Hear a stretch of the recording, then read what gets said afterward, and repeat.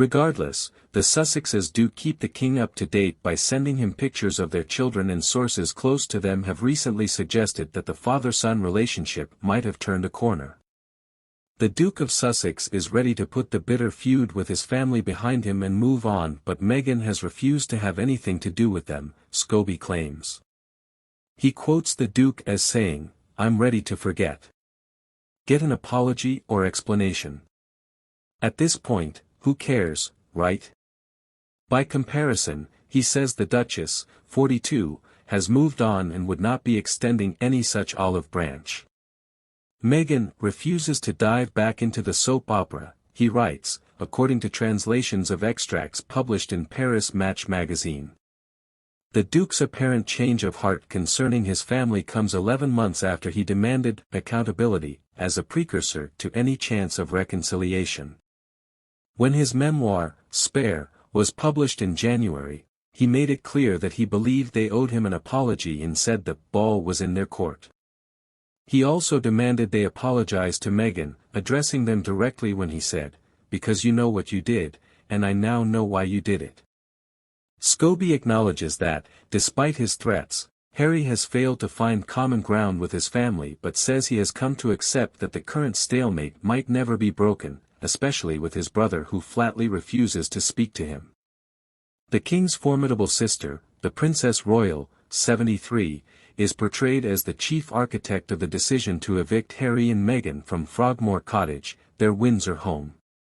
Princess Anne is described in the book as being, at the forefront of the supporters of the firm approach taken against the Sussexes. She is said to have persuaded Charles to withdraw the use of Frogmore Cottage from the couple, Scobie claims. Meanwhile, the Duke of Edinburgh, 59, is described as the only member of the family who felt uneasy about his nephew and was concerned about his mental health. The Sussexes team received a letter from Sir Michael John Stevens, Keeper of the Privy Purse, who stated that as the Duke and Duchess were no longer working members of the royal family and lived abroad, they should return the keys to Frogmore Cottage, the use of which was a wedding gift from Elizabeth II. Harry is said to have pleaded with his father, "You don't want to see your grandchildren anymore." Meanwhile, Scobie describes the ultimately unsuccessful plan to offer the property to the scandal-hit Duke of York, the true pariah of the clan, as incomprehensible. Late Queen almost perfect, but King has faults. In his interview with the magazine, Scobie noted that when he started writing his book, Elizabeth II was still alive. He said that after the Diamond Jubilee, it felt like a good time to take stock of the monarchy, claiming that there was often not enough focus on perspective. "Today, I think we can ask all the questions about this institution," he said. "During the lifetime of Elizabeth II, we did not necessarily dare. Certainly because we respected her too much." Scobie admits that in many ways, he believes the king has done a good job, particularly on the international stage. But he said the monarch had also proved incapable of uniting and reuniting his own clan.